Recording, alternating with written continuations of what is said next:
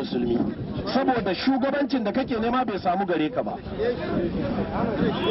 Abin da ya dame mu jama'a, malam Babantuna ya taƙarƙare yana magana cewa maganar sallar juma'a kafin zawali babu ita saboda mafi yawancin malamai ba su yarda da ita ba, to amma fa hadisai sun yarda da ita.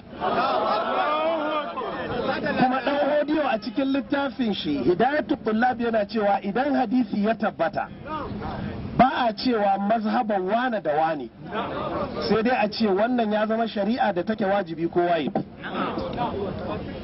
Don haka jama'a, su Babantuna su ne suka yi amfani da wannan damar domin su kawo wannan matsala su saka mai martaba a cikin rikici. Mai martaba sarkin Zazzau ubanmu ne, ba za mu taɓa faɗa da shi ba insha Allah, domin nan gidanmu ne. Amma abin da ya bamu takaici da zai zama kamar su malamai 'yan duniya su sa son zuciya su yi wasa da hankalin babban sarki irin wannan. Don haka suka yi maganganu, wani da ke gefe guda shi kuma yi maganganu akan wai asaran Muawiya da sauran waɗannan asarai wai ba'ifai ne. To amma matsalar an ki bani dama in yi magana, na yi magana so ɗaya, sun yi maganganu na ce a bani dama in yi magana, an ce ba jayayya ake so a yi ba. Kuma ga littattafai mun zo da su, akalla mun zo da littafi guda 8. A bari a buɗe a yi magana a tsanaki a sun kakkare.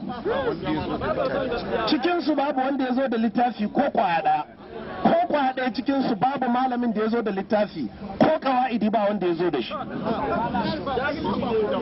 Muna roƙon Allah ya shiryar da su.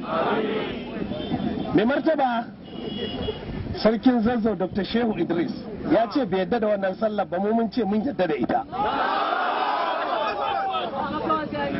Ya ce kuma ya hana, mun ce a annabi ya yi umarni, sahabbai sun yi.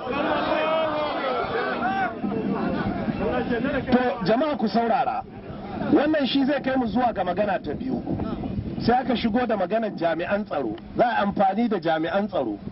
To jami'an tsaro a kan me? Jami'an tsaro su kama ni su kai ni kotu, kamar yadda yanzu haka ina cikin kotuna guda biyu daga cikin kotunan gwamnatin Najeriya. Ai ana tuhuma ta, jami'an tsaron sun kasa tabbatar da abin da suke jayayya, kuma sun kasa janye shari'ar, wanda sakamakon wannan